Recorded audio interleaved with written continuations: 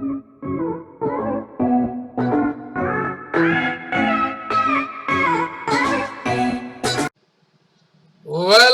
students, welcome to my next video. Political Science Standard 10. Before I start the video, let me request you, if you like the video, your one like will encourage me to do more and more videos. If you have not subscribed it, please subscribe it. And also, if people are not aware of this video, please do give this awareness by sending the link. मेरे प्रिय विद्यार्थियों, पहले बात तो मैं शुक्रिया अदा करना चाहता हूं कि आप लोग मेरे साथ हो और आप हमें सपोर्ट कर रहे हो। आपकी सहायता और आपका ये जो लाइक है वही हमें एक उत्तेजना देती है कि हम और भी अच्छे अच्छे वीडियो आपके लिए करें। अगर आपने ये चैनल को सब्सक्राइब नहीं किया हो तो कृपा करके इसे सब्सक्राइब करें, क्योंकि मैं केवल अंग्रेजी में नहीं, अब मैं हिंदी में भी बोलूँगा, ताकि केवल जो अंग्रेजी माध्यम से जो लोग आए हैं केवल उन्हीं के लिए नहीं ये वीडियो बना रहा हूँ मैं, जो दूसरे विभाग से भी है उनके लिए भी ये वीडियो बनाया जा रहा है।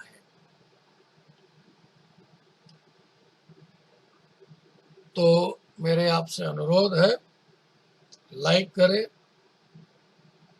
केवल लाइक ही नहीं, सब्सक्राइब करें और इस वीडियो को ज़्यादा से ज़्यादा अपने दोस्तों के बीच में फैलाएं। जो दोस्तों को इस वीडियो की जानकारी नहीं, तो इस वीडियो की जानकारी दें। My dear students, let me first start with fill in the blanks or choose the correct option. The election commissioner is appointed by, it's very simple. Election commissioner is appointed by the president. No other person can appoint the election commissioner but president. हमारे मन में ये एक प्रश्न आता होगा कि ये इलेक्शन कमिश्नर को कौन चुनता है। हमारे इलेक्शन कमिश्नर को चुनने वाला और कोई नहीं, जो हमारे राष्ट्रपति है, प्रेसिडेंट, उन्हीं के पास ये पावर है कि वे इलेक्शन कमिश्नर को चुने। Second, Dash was appointed as the first election commissioner of India. Sukumar Sen. मेरे प्रिय विद्यार्थियों, हम देखेंगे कि सबसे पहला इलेक्शन कमिश्नर कौन था, और कोई नहीं, सुकुमार सेन। सुकुमार सेन जो थे सबसे पहले इलेक्शन कमिश्नर थे। उसके बाद टीएन शेषन जी आए, उसके बाद बाकी लोग आए। तीसरा, constituencies are created by dash committee of election commission, delimitation,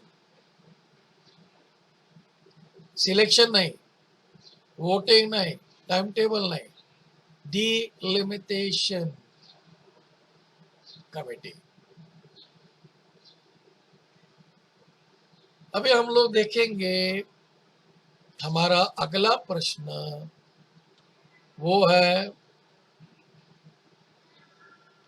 सही है या गलत।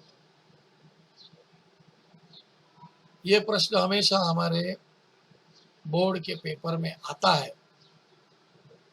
The election commission lays down the code of conduct during the elections. ये इलेक्शन कमीशन की ड्यूटी है कि किस तरह इलेक्शन में हमारा व्यवहार होना चाहिए, हमारा बर्ताव होना चाहिए और किस तरह हमारे कैंडिडेट को खड़ा करना चाहिए। ये जो स्टेटमेंट है बिल्कुल सही है। क्यों सही है? क्योंकि हम लोग देखेंगे, जब इलेक्शन होता है, इलेक्शन के थोड़े दिन पहले कोई कैंडिडेट जो उम्मीदवार होते हैं वो दारू पिलाकर लोगों से वोट करवाते हैं, उन्हें अच्छा खाना खिलवाते हैं, उन्हें जो वो कर सकते हैं उनके लिए वो सब अपने हिसाब से जो काम करते हैं, ऐसे पूरा काम करवा के वो लोगों से वोट हथियाना चाहते हैं। अगर प्यार से समझाने से इनको समझ में नहीं आता है तो वे लोग वोटर लोगों को डराते हैं, धमकाते हैं और इस तरह इलेक्शन में हमेशा झगड़ा होता है, लोगों पर अत्याचार होता है। तो ये अत्याचार खत्म करने के लिए और हमारी जो इलेक्शन की जो प्रोसीजर है उसको सही ढंग से जाए, इसीलिए वे लोग कोड ऑफ कंडक्ट दिया गया है। वो कौन दे सकता है? जो चलने वाली सरकार वो नहीं, जो विरुद्ध में खड़े रहने वाली सरकार वो नहीं, और कौन दे सकता है?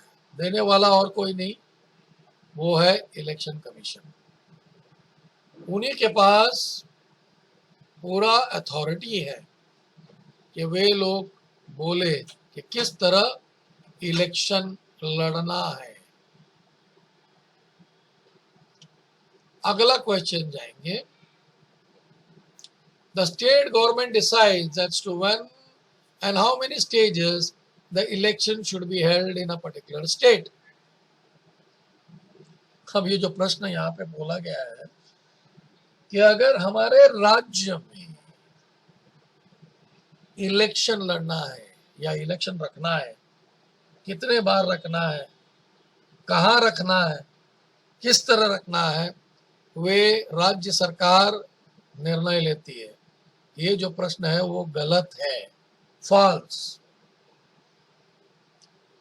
राज्य सरकार केवल जब पावर में रहेगी वो अपना पावर एक्सरसाइज कर सकते हैं, वो अपना सरकार चला सकती है।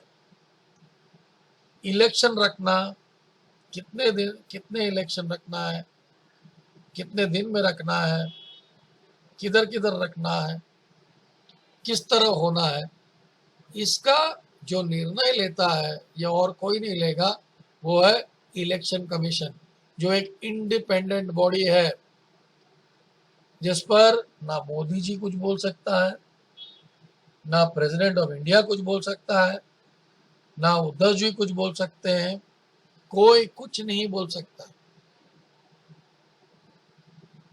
ये एक इंडिपेंडेंट बॉडी है, ये डिसाइड करेगी कि किस राज्य पे इलेक्शन रखना है, कब रखना है, कितने बार रखना है, कहाँ कहाँ रखना है। ये सब का पूर्ण निर्णय जो लिया जाता है वो केवल इलेक्शन कमीशन ही लेगी। अगला है, there should be secrecy in the election process. जो इलेक्शन प्रोसेस है ये सभी को हम जानकारी नहीं देनी चाहिए। सिंपल बात, यही प्रश्न पूछा गया है। ये जो प्रश्न है वो गलत है, false. Election should be conducted on a free and fair environment. अगर हमें इलेक्शन लड़ना है तो लोगों से कुछ छुपाना नहीं है, उसको ट्रांसपेरेंसी होनी चाहिए, एक खुलासा होनी चाहिए। अगर इलेक्शन में खुलासा नहीं रहेगा तो वहां पे गैर जिम्मेदारी आएगी, वहां पे लोगों पर अत्याचार होगा। इसके लिए और जो अच्छे कैंडिडेट हैं, उम्मीदवार हैं, जो ईमानदार उम्मीदवार हैं, वे इलेक्शन लड़ ही नहीं सकते। इसके लिए जो सीक्रेसी वाली बात होनी नहीं चाहिए। अगला प्रश्न में चलते हैं। वो अगला प्रश्न है, election commission started awareness campaign for the registration of voters. अब मैं हिंदी में बोलूंगा कि इलेक्शन कमीशन उन्होंने जो जो 18 साल हुआ है, जो युवक और युवती, उनको अपना नाम लिखाने का जो काम है वो इलेक्शन कमीशन करती है, वो बिल्कुल सही है। क्योंकि इलेक्शन कमीशन का काम है नए नए वोटरों का नाम को लाना और उस इलेक्शन की यादी में नाम डलवाना। केवल नाम डलवाना ही नहीं, उन्हें इलेक्शन में किस तरह क्या करना है और कौन कैसे वाले कैंडिडेट को चुनना है, ये सभी का जो ज्ञान है वो केवल इलेक्शन कमीशन ही दे सकता है। और इंडियन वोटर्स, जैसे हम जैसे लोग जो वोट करने जाते हैं, उन्हें जागरूक करना वो केवल इलेक्शन कमीशन ही कर सकता है। तो इलेक्शन कमीशन का काम है कि नए नए वोटर्स आए, उनका नाम या इलेक्शन यादी पे डालना और उन्हें जागरूक करना। मेरे प्रिय विद्यार्थियों, और भी इसमें क्वेश्चन आंसर्स हैं, ट्रू और फॉल्स है, लेकिन मैं इस पार्ट के बाकी आंसर्स के लिए एक लिंक डालने वाला हूं। उस लिंक पर आप अपना उस लिंक पर दबाइए और बाकी आंसर्स आपको इसमें मिल जाएंगे। मेरे प्रिय विद्यार्थियों, इस वीडियो को मैं यहीं पे ख़त्म करना चाहता हूं और मेरा आपसे अनुरोध है कि अगर आपको ये वीडियो पसंद आया हो तो उसे आप पसंद करें, लाइक करें। आपने इसको सब्सक्राइब नहीं किया हो तो सब्सक्राइब करें और इस वीडियो की जानकारी किसी को नहीं हो तो आप उनको लिंक भेजकर इसकी जानकारी दें। शुक्रिया। आप अपने बोर्ड एग्ज़ाम बहुत अच्छी तरह से लिखे और अव्वल नंबर से पास हो, यही मेरी शुभकामनाएं।